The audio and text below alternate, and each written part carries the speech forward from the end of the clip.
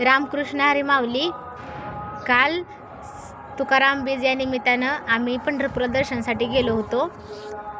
सगळ्यात अगोदर आम्ही श्रीकृष्णांचं दर्शन घेतलं. ताईंनी गणपती बाप्पाला नमस्कार केला. आम्ही खूप दिवसातून पंढरपूरला दर्शनासाठी आलो होतो.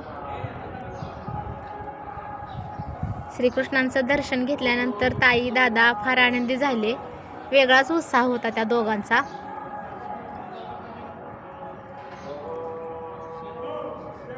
महादेवाच्या पिंडीला नमस्कार केला आणि खूप दिवसातून दर्शन झालं म्हणून ताई खूप आनंदी होती आणि ती म्हणत होती की श्रीकृष्णांनी काळा ड्रेस घातलाय.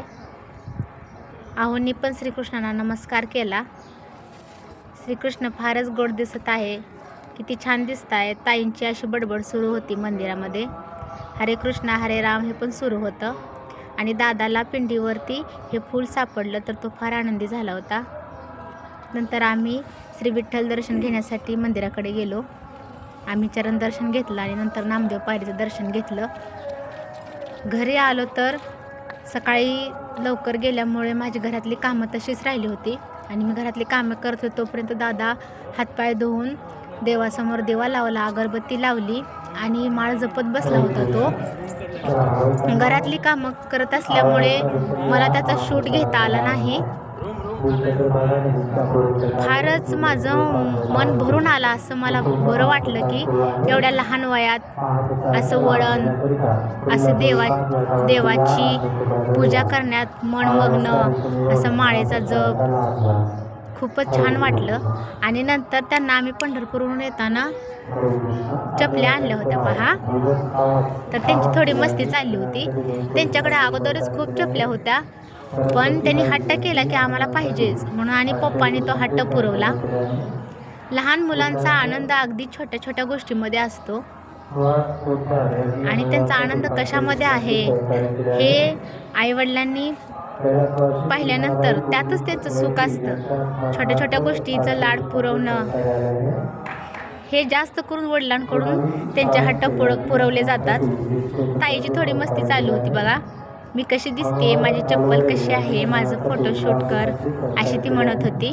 आणि त्यांचा चेहऱ्यावरचा आनंद पाहून, ही मस्ती पाहून मनाला खूपच समाधान वाटलं.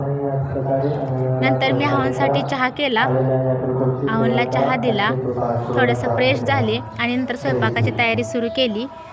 आम्ही पंढरपूरवरून येताना ही सह्याद्री बाजार आमटीचं पॉकेट आणलं होतं. आहोंला बाजार आमटी खूप आवडते. मी बाजार आमटी बनवायला घेतली. कढईमध्ये 2 चमचा तेल टाकलं. नंतर हे पूर्ण पॉकेट त्याच्यामध्ये टाकून ते चांगलं अर्धा मिनिट परतवून घेतलं.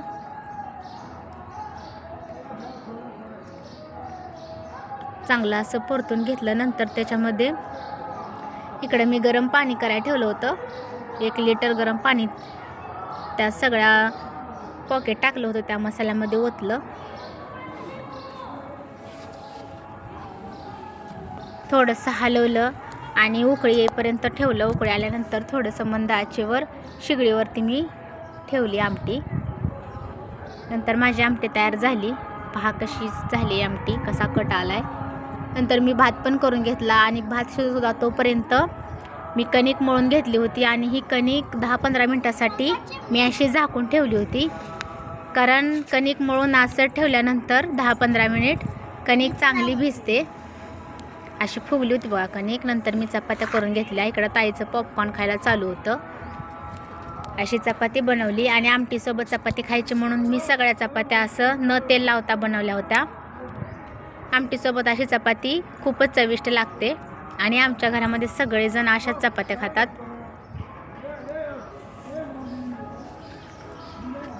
पटपट थोडासा उशीर झाला होता म्हणून सगळ्या चपात्या करून घेतल्या. आत्या मामांना जेवण दिलं. नंतर आहोंसाठी असं स्पेशल ताट मी तयार केलं होतं. कांदा, लिंबू, चपाती, भात आणि आमटी. तर कसा वाटला व्हिडिओ? लाईक करा, शेअर करा, सबस्क्राईब करा. रामकृष्ण हरी.